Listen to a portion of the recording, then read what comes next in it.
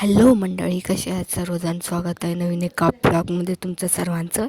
चला तर मग आजचं वातावरण असं होतं, काहीसं हवा सुटली होती थंड आणि असं आभाळाला वेगळाच कलर आला होता. गोल्डन पिंकसारखा, येल्लोइशसारखा पण दिसत नाही कॅमेऱ्यात, पण खूप छान दिसत होतं. हे बघा, आणि थोडं वारंही सुटलं होतं. त्यात आंबेही खूप पडले होते आणि आम्हाला बनवायचं होतं, मासे बनवायचे होते. हे बघा, मासे आणले होते 1 किलो. ते बनवायचे होते, धुवून घ्यायचे होते आणि पातेल्यात घेतले आम्ही काढून. फ्रीजला आणून लावले होते. आदल्या दिवशी काय बनवायचे झालेच नाहीत. आमच्याकडे लाईटचा प्रॉब्लेम आहे, त्यामुळे फ्रीजला ठेवतो तरी पण तसंच. हे बघा, 2-3 पाण्याने असे स्वच्छ धुवून घ्यायचे व्यवस्थित. अशी सिंपल आणि गावाकडच्या रेसिपी बघण्यासाठी सबस्क्राईब करा सो प्रियाला आणि सपोर्ट करा. हे बघा, डोळ्याचा पीस आहे तो, तोंडाचा, आणि खूप छान होते मासे हे. धुवून घ्यायचे असे 2-3 पाण्याने व्यवस्थित, असे ते लाल कलरचं पाणी जाईपर्यंत. आणि त्यात हळद थोडीशी टाकायची. हळद नमक टाकून 1 तासभर ठेवायचं, कारण का त्याचा वास ते नसेल तर तो निघून जातो. त्यासाठी ते खूप छान होतात. अशा पद्धतीने एकदा नक्की ट्राय करून बघा आणि कसे वाटतात कमेंट करून नक्की सांगा. असं प्रत्येक पीसला चोळून व्यवस्थित हळद आणि नमक लावून घ्यायचं आणि मॅग्नेट करायला ठेवायचं. 1 अर्धा ते पाऊण तासभर ठेवला तरीही चालेल, छान होतात. असं ठेवून द्यायचं. नंतर मसाला करायला घेतला होता. मसाला करून घ्यायचा सिंपलचा असा, जास्त काही घालायचं नाही.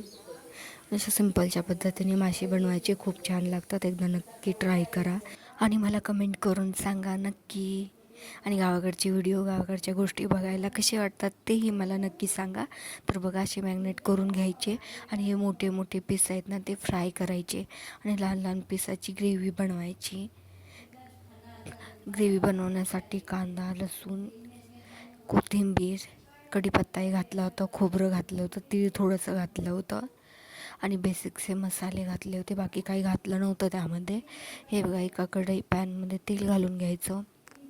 हे बघा, टमाटर आणि कांद्याची प्युरी बनवली आहे. तेलात जिरं टाकून ती आधी भाजून घ्यायची व्यवस्थित, तेल सुटेपर्यंत. त्याशिवाय ते छान लागत नाही. अशी भाजून घ्यायची. त्यानंतर खोबरं, मी आदल्या दिवशी मिसळ बनवली होती आणि ती खोबऱ्याचा मसाला बनवला होता, तोही खूप छान झाला होता. तोही ह्यामध्ये मी टाकून घेतला आणि याने एकदा हळद लावून घेतलेलं असताना ते पाणी पण एकदा धुवून काढायचं. नमक जास्त घातलेलं असतं त्यामुळे खारट होऊ शकतं, त्यामुळे ते धुवून घ्यायचं. आणि हे बघा, आपण परत येऊया आपल्या बेसिकच्या मसाल्याकडे. हे परतून घ्यायचं. खोबऱ्याच्या मसाल्यात मी काय घातलं नव्हतं, जिरं, तीळ आणि धणे टाकले होते, अख्खे धणे टाकले होते गरम करून. हे खोबरं आणि कढीपत्ता असं लोकांना दिसलं काढून टाकतात ना, मग तो काढून टाकला जाऊ नये म्हणून मी बारीक करून टाकला होता, त्यामुळे सगळे खातील. तर हे असं करून मिक्स करून घ्यायचं. ते तेलात परतून घ्यायचं, तेल सुटेपर्यंत व्यवस्थित असं. खूप छान, जेवढा मसाला भाजला जाईल तेवढं छान ग्रेव्ही होते तयार. त्यानंतर थोडंसं नमक टाकायचं, ग्रेव्ही लवकर भाजते. आणि त्यात चटणी टाकायची आपल्याला हवी तेवढी. अशाच पद्धतीने नमक, चटणी आणि हळद टाकून ग्रेव्ही छानशी परतून घ्यायची. गरम पाणी घालायचं आणि थोडं त्या मसाल्यात पीस परतून घ्यायचे, त्यामुळे त्यात मुरला जातो मसाला, त्यामुळे ते छान लागतात. आणि नंतर आम्ही राहिलेले पीस हे तळून घेतले होते, फ्राय केले होते. डीप फ्राय केले नव्हते, शॅलो फ्राय केले होते. हे बघा, जे मोठे मोठे पीस असतात, त्यात हाडकं असतात किंवा तोंडाकडचा भाग असतो, समोरचा भाग, आणि मधले जे मोठे मोठे पीस असतात ते तळायला ठेवतो. हे गरम पाणी नंतर ओतायचं, थोडं 1-5 मिनटं परतल्यानंतर. आणि जास्त तेलकट कोण खात नाही, त्यामुळे मी ऑइली जेवण शक्यतो नाहीच बनवत. कधीतरीच असतं, नाहीतर नसतं. नॉर्मली प्रत्येकाने नॉर्मलीच खाल्लं पाहिजे, जास्त तेलकट खाल्लं नाही पाहिजे. हे बघा, मग आपली ग्रेव्ही तयार झाली आहे आणि अशा पद्धतीने आपण आता फ्रायही करणार आहोत.